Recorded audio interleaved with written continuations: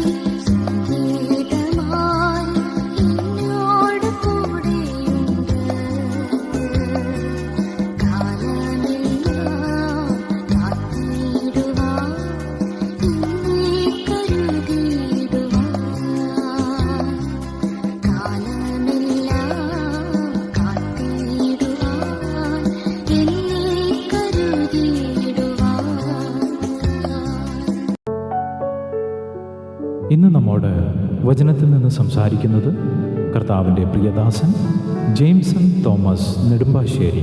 പ്രാർത്ഥനയോടെ ധ്യാനചിന്തകൾ നമുക്ക് ശ്രവിക്കാം.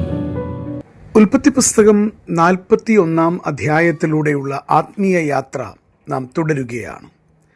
നാം ഓർത്തതുപോലെ 41 അധ്യായം ആരംഭിക്കുമ്പോൾ ഫറവോൻ ഒരു സ്വപ്നം കാണുന്നു.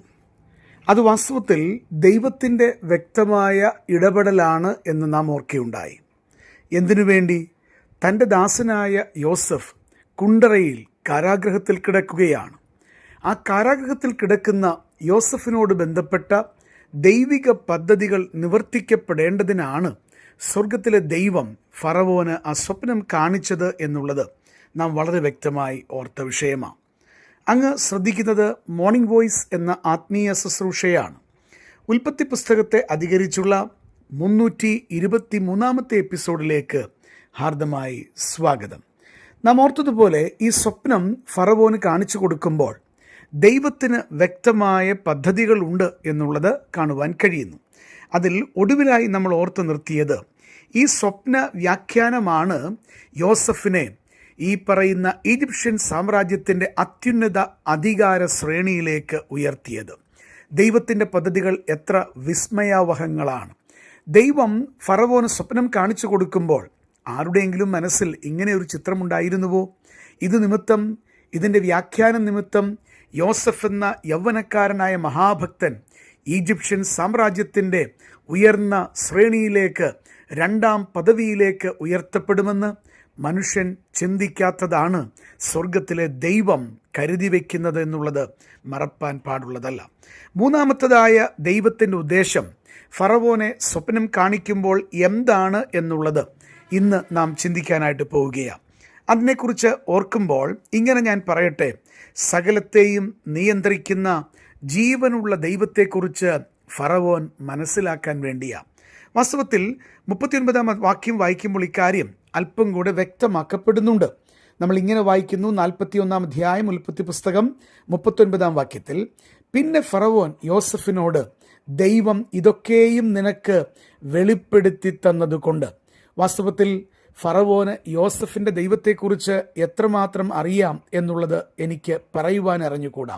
എന്നാൽ ഈ സംഭവത്തോടുകൂടെ ഫറവോന് യോസഫിൻ്റെ ദൈവത്തെക്കുറിച്ച് ഹൃദയത്തിൽ എന്തായാലും ഒരു ഉത്തമ ബോധ്യം ഉണ്ടായി എന്ന് നമുക്ക് ചിന്തിക്കുവാനായിട്ട്, മനസ്സിലാക്കുവാനായിട്ട് കഴിയും.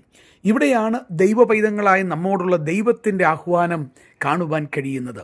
നാം ജീവിക്കുന്ന ഇടങ്ങളിൽ ദൈവത്തെ അറിയാത്ത അനേക ആളുകളുണ്ട്.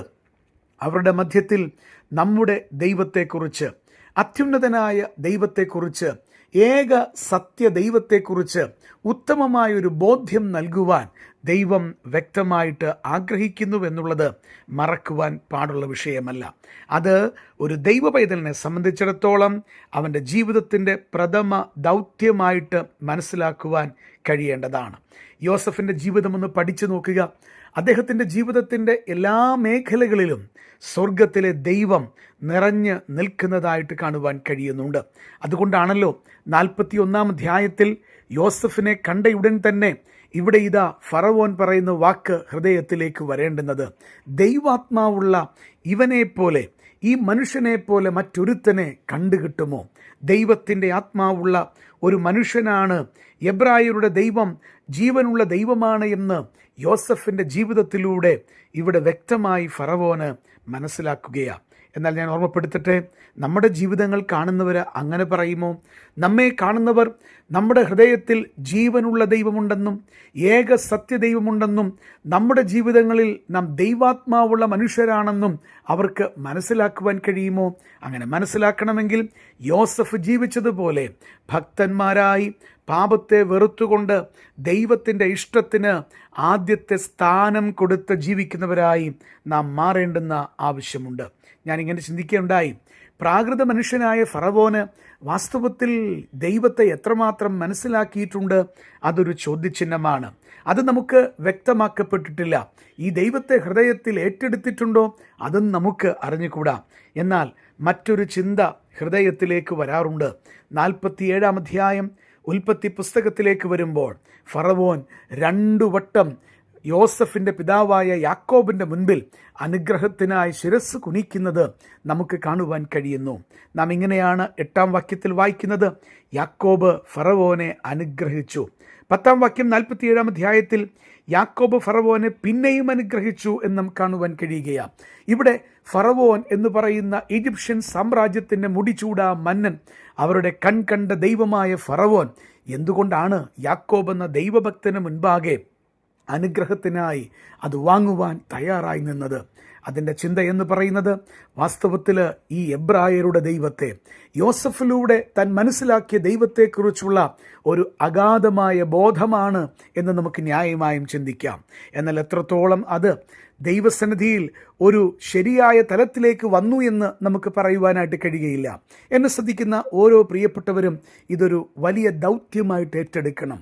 നമ്മെ കാണുന്ന പ്രിയപ്പെട്ടവർ ദൈവത്തെ അറിയുന്നവരായി തീരണം, നമ്മുടെ ദൈവത്തെ ഏറ്റെടുക്കുന്നവരായി തീരണം, സ്വർഗത്തിലെ ദൈവത്തിൻ്റെ പാതയിലേക്ക് വരുന്നവരായി തീരണം. എന്നെ ശ്രദ്ധിക്കുന്ന പ്രിയപ്പെട്ടവരോട് ഞാനൊരു ചോദ്യം ചോദിച്ച് ഈ ഭാഗം അവസാനിപ്പിക്കട്ടെ. അത് മറ്റൊന്നല്ല, അങ്ങക്ക് ദൈവത്തെക്കുറിച്ച് അറിയാം, യേശുക്രിസ്തുവിനെക്കുറിച്ച് അങ്ങ് കേട്ടിട്ടുണ്ടാകാം. എന്നാൽ ഒരു കാര്യം ഓർമ്മപ്പെടുത്തട്ടെ, യേശു അങ്ങയുടെ പാപപരിഹാരകനാണ് എന്നങ്ങയ്ക്ക് മനസ്സിലായിട്ടുണ്ടോ? യേശുക്രിസ്തു ദൈവമാണ് എന്ന് അങ്ങയ്ക്ക് വ്യക്തമായി മനസ്സിലായിട്ടുണ്ടോ? യേശുക്രിസ്തു ദൈവമാണ്. അവിടുന്ന് മനുഷ്യനായി ഇറങ്ങി വന്ന് അങ്ങയുടെ പാപത്തിൻ്റെ പരിഹാരത്തിന് ക്രൂശിൽ സ്വന്തം ജീവൻ കൊടുത്തവനാണ്. ഇത് വിശ്വസിക്കുകയും അംഗീകരിക്കുകയും ക്രിസ്തുവിനെ ജീവിതത്തിലേക്ക് ക്ഷണിക്കുകയും ചെയ്യുമ്പോഴാണ് അങ്ങയുടെ ജീവിതം അനുഗ്രഹമായി തീരുന്നത്, ദൈവത്തിന് പ്രസാദമായി തീരുന്നത്. പുറമെയുള്ള ദൈവത്തെക്കുറിച്ചുള്ള അറിവ് കൊണ്ട് യാതൊരു പ്രയോജനവും ഉണ്ടാകുന്നില്ല. എന്നാൽ ദൈവം ഹൃദയത്തിലേക്ക് വരണം. യോസഫിൻ്റെ ഏറ്റവും വലിയ പ്രത്യേകത അതായിരുന്നു. ആ ജീവനുള്ള ദൈവം അവൻ്റെ ഹൃദയത്തിലുണ്ടായിരുന്നു. പ്രിയപ്പെട്ടവരെ, ഇന്നത്തെ ഈ ചെറിയ വാക്കുകൾ അങ്ങയുടെ ജീവിതത്തിന് അനുഗ്രഹമായി തീരട്ടെ എന്ന് പ്രാർത്ഥിച്ചുകൊണ്ട് വാക്കുകൾ നിർത്തുന്നു. ദൈവം അങ്ങയ്ക്ക് കൃപ തരട്ടെ. ഇതുവരെ ഞങ്ങളെ ശ്രദ്ധിച്ച എല്ലാവർക്കും വീണ്ടും വരുന്ന കർത്താവിൻ്റെ വിശുദ്ധമായ യേശുക്രിസ്തുവിൻ്റെ നാമത്തിൽ ഞങ്ങളുടെ സ്നേഹവന്ദനം അറിയിക്കുന്നു. കർത്താവ് നമ്മളെല്ലാവരെയും അനുഗ്രഹിക്കുമാറാകട്ടെ. ആമേൻ.